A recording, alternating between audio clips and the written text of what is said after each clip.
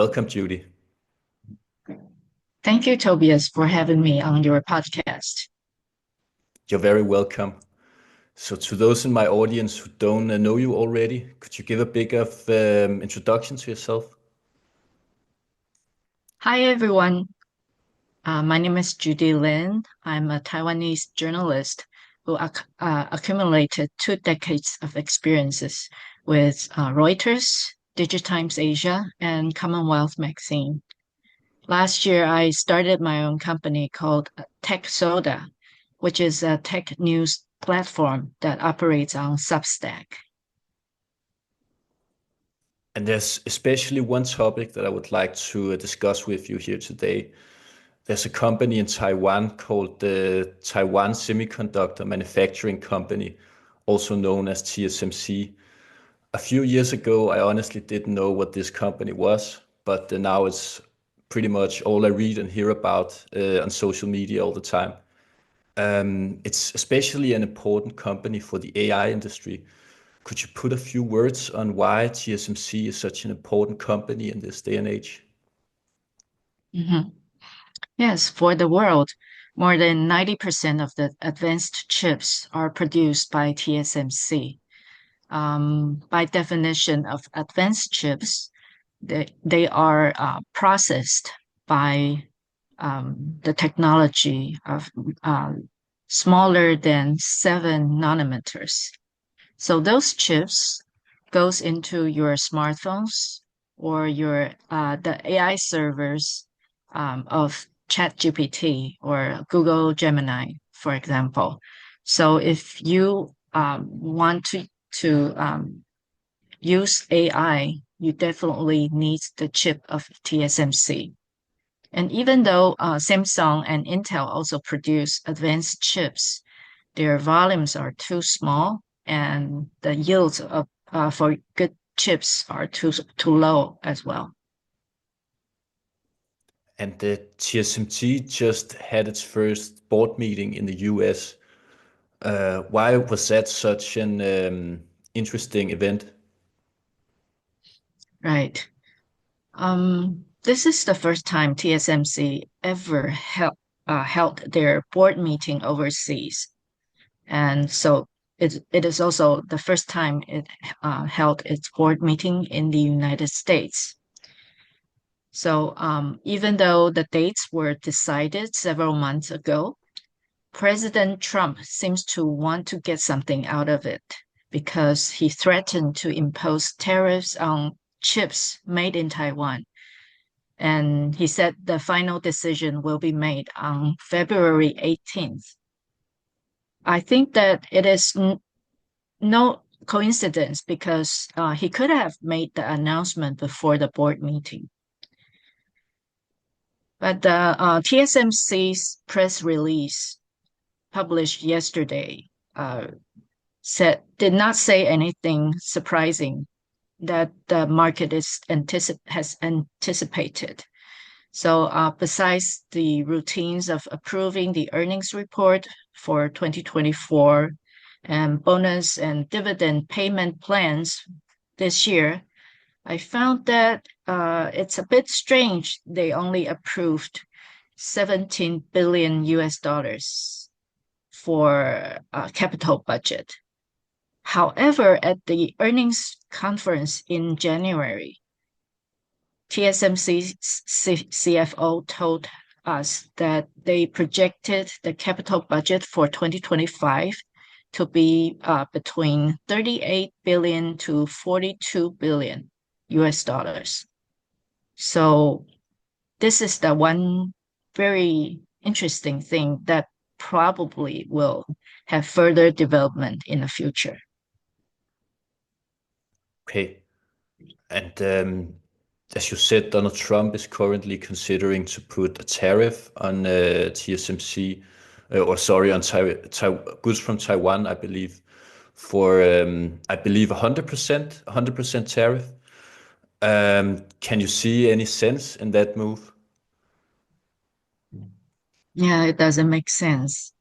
So many experts anticipate that there will be more geopolitical pressure to require TSMC to shift advanced chips production to America. And those tariffs are probably the tool to force Taiwan and TSMC to the negotiation table.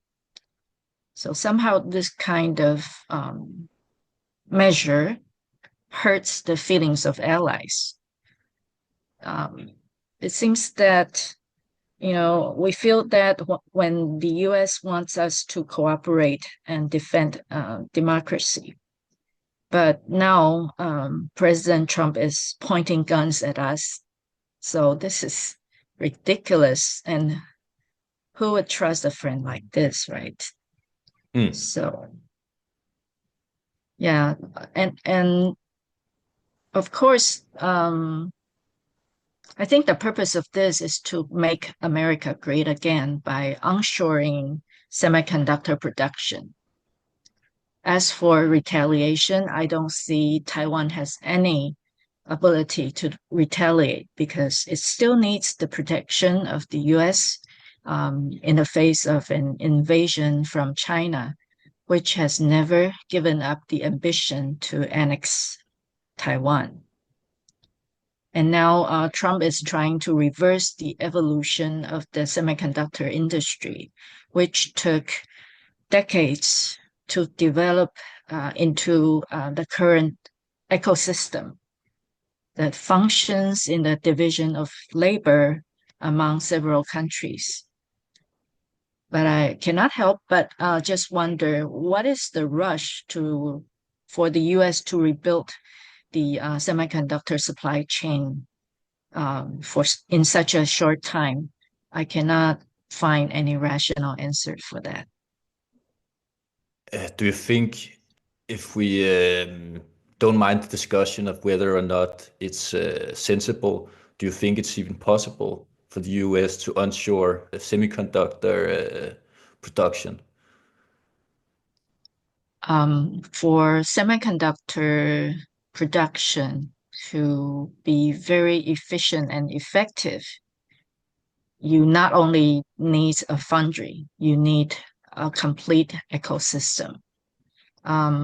So you need the packaging and testing, or we call it OSAT, the packaging facilities to be the downstream, right? And so in the process of manufacturing, you also need a lot of chemicals, a lot of equipment to do that. Without a sound ecosystem, your cost of production will be very, very high. And then you are not competitive in the market. So I don't think they can build up the ecosystem in several years. It takes at least probably 5 to 10 years. And as you said earlier, Taiwan is dependent on the US for its military capabilities. Do you see any way where where Taiwan could become more independent of the US in response to the tariffs? It's very unlikely because even for semiconductor technology, a lot of technologies that we sourced are, originated from the United States. So if we do not, it's kind of difficult for us to go independent from the tariffs because otherwise, they can also impose other punitive measures. And one important thing is that 65% of TSMC's revenue is contributed by US customers. For example, Apple, NVIDIA, Qualcomm, and even Intel. So those customers are very, very important for TSMC. Even if the United States government didn't impose tariffs, but they asked TSMC's customers to request TSMC to produce their chips in America. TSMC has to do so. However, it's uh, the premise is that those customers pay up, right, for the extra costs. And I think that Apple has been doing that. Apple ordered the first batch of chips that is to be made in Arizona. So that's why TSMC has agreed to produce in Arizona in the first place. Okay, yeah. What I heard you saying earlier is, in fact, that Taiwan has no good way to retaliate against the US. It's immoral for the US to put tariffs on allies for no good reason. But then on the other hand, there's no way for Taiwan to retaliate. So if you look at it from a purely very cynical business perspective, it kind of makes sense. Mhm. Yeah. At least, you know, as a business, well, probably they would ask productions at their at, you know, back in the United States. However, it's not sensible if the cost is way more expensive than your rivals, right? So for any companies that are trying to do a profitable business, you probably would not make a decision to have your chips produced at higher costs. And if we well, actually, Morris Zhang, the founder of TSMC, has already told us that producing chips in the United States um, require costs of more than like 30%, 40% than that in Taiwan. So actually, it's not going to be very easy for TSMC to do that. Okay, yeah. And then if we look at another huge factor in this game, is of course China and their development in both semiconductors and AI. DeepSeek, which was released a few weeks ago, I believe, caught everyone in the US by surprise. The US was very shocked about China's AI capabilities. Um, could you tell us a bit about the DeepSeek and why it's so important in a geopolitical perspective? I have co-authored an article and published on the Substack with AI Supremacy. So if readers are interested, they can Google it up. And I think this is very important is because um, I I quoted Chris Miller in the article that the chip war is evolving into a cloud war or AI war. So some people said, this is the Sputnik moment for the US. And basically, I think that's the implication of DeepSeek's explosive launch in the geopolitical power games. Because, uh, even though despite all the export restrictions, they managed to um, develop this model. Um, However, I don't think that they only spent 5.6 million US dollar. It can be way a lot more. Um, because the experts in Taiwan told me that it is only the cost of training the final model, but it takes a lot more chips as well as resources to develop the foundation models. So, and some experts said that even though DeepSeek claims that their performance are equal to O1, but those are the test results, and experts are telling us that if they practice the same exam over and over again, they can indeed get better results. So, and how that model is to be applied and used to make a difference in the society and humanity matters more than the performance results. Mm.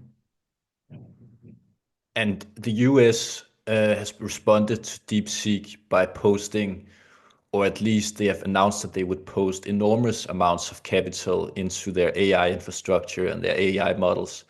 That is kind of how they want to compete with China. Can you understand why it's such a high priority for the US at the highest level of government to compete with China in AI? I don't understand it. um, I cannot speak for the US either. However, I think um, because of the competition, the technology competition with China, the US is very keen on maintaining its supremacy. And well, actually, I do not see the success of DeepSeek as the failure of any other American companies. I really dislike this kind of zero-sum way of thinking. So I think that the US is trying to slow down the competition of China, probably in a sense that they want to be sure that there won't be any abuse of AI power or technology strength in terms of, you know, uh, world peace or stability. Mm, And I think for me as a individual, when China used AI for social controls, is already very scary. What mm. if it uses as a weapon in war against Taiwan, the place that I live and my beloved ones live? So that would worry me as well. Mm. Yeah, that makes sense. Uh, yeah, because China has implemented this kind of social scoring system, which is driven by AI. But Mhm. I believe that for many people in China, this is something they kind of accept. Whereas in the European Union and the US, we would rebel against such a system. But for Mhm. Chinese people, they don't know the freedoms that we have in the West. So perhaps for those people living in China as individuals, it might not be such a big problem for them. What do you think there? Yeah, probably. Based on my experience of traveling in China last year, I see that they are quite used to that, and they don't see it as a control, but they feel that it's a convenience. Yeah, strangely to say, because when we are going into a park that needs tickets, we as non-citizens will have to purchase a ticket and then give it to the people at the entrance. However, the Chinese citizens, they don't need to. They only stand in front of a monitor and have their face scanned, and then they are free to go. So, and they feel that, well, it doesn't take time, so it's great. It's very convenient. They don't see it as a, problematic. And not that I support such a system, but it does give China an advantage in terms of streamlining society. This is also something we had a discussion about before we were recording, that China has planned economy which actually works in favor of the country. Could you put a few words on how China's way of governing society actually provides them with an advantage over Western countries? Well, in terms of the planned economy, of course, Made in China 2025 is a very good example. A lot of people sees it as uh, the ambition to catch up with the West in terms of technology. So they set this goal 10 years ago, and they started working on that. So 10 years ago, I remember their premiers complained that China cannot produce a good pen for him to sign on a paper, and he said that they need to produce high quality and very reliable products, and not just the cheap ones. So they started from there and started to build their own brands. So today you can see that they succeeded in some areas and they did not do too successfully in others. So the successful areas like shipbuilding, and the flat panels for TVs, and then AI. And now some of the Western competitors of automobiles are in trouble because because China are building very, very good EVs right now. So that kind of a system is like when you aim for the how do you say it? When you aim for the moon, you end up Yeah. shooting a star. Yeah, When you, I think it's the other way around. When you shoot for the stars, you might end up on the moon.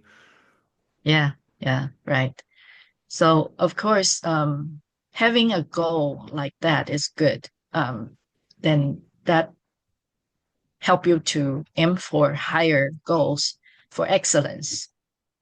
However, there are pitfalls for that too, because of subsidies, government subsidies trying to achieve self-sufficiency, no matter whether that goal is reasonable or not. So a lot of investments were wasted in the process. And oversupply is a very major headache for the world right now as well. Hmm. And for semiconductors, because of the U.S.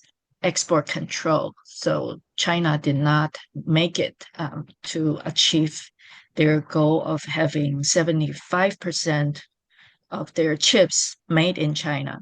However, their equipments, legacy chips are already overflowing in the market. So the DRAM chips, the memory chips, are now facing a very, very low price, making a lot of Korean and Taiwanese um, producers not profitable. And the logic chips that are produced in China are mainly made by SMIC, Semiconductor Manufacturing International Corporation, and Huawei? and another, no, not Huawei, another company. So, and Huawei is creating its own supply chain. However, it seems that it's outsourcing its chips to be made in SMIC. And based on what we saw from SMIC's earnings report, the latest earnings report, its profits fell by 45% year on year. And a lot of people are speculating that perhaps it's been producing chips for Huawei, which is very hard for it to be profitable because they have to do multiple patterning so that they can produce advanced chips with the equipment that is not so advanced because of the export control. So then that is why I think that there are two sides of the two ways of seeing the planned economy system. One is that, yes, it's good for them to have a goal to catch up and a goal to improve themselves. But in the meantime, they wasted a lot of money, and that, but only several companies managed to be able to do something and produce good enough products to compete in the world. As I see it, China, with its planned economy and its very strict rules and regulation of people, compared to the US, where everything is very chaotic at the moment, especially with Trump now at the administration, and all the tariffs and all the chaos with social media. I feel like TikTok and other social medias are really causing a lot of damage to young people. And this is not something that the government is taking properly care of. And it's very hard to see how this problem can be fixed. So in the Western countries, both in European countries and in the US, there is this narrative that China is always bad, the US is always good. And as time goes by, we can see the holes in this kind of narrative. The situation is more complex and nuanced than one might think. I'm glad to have your perspective as someone who knows a bit more about China and can see some nuances that we don't see in our Western circles and social media feeds. Where do you think things are going in the next couple of years? This is complete speculation. I don't expect you to have any answers, but where do you see the US power struggle with China and vice versa is going over the next couple of years? Um, well, I don't have a perfect answer for that, Of but course. there are a lot of factors that are affecting that outcome. First of all, in terms of technology, I think for semiconductor, the US is definitely on the winning side because it has the technology, it has the chips, um, and it is also onshoring production there. Nevertheless, it takes time. It takes years for them to to reorganize their supply chain. But for I think for a lot of people, perhaps China is in a very very challenging situation because right now their economy is not doing well, and then the uh, demographic structure is not favorable to them because they are getting old, and the labor force is not as many as before.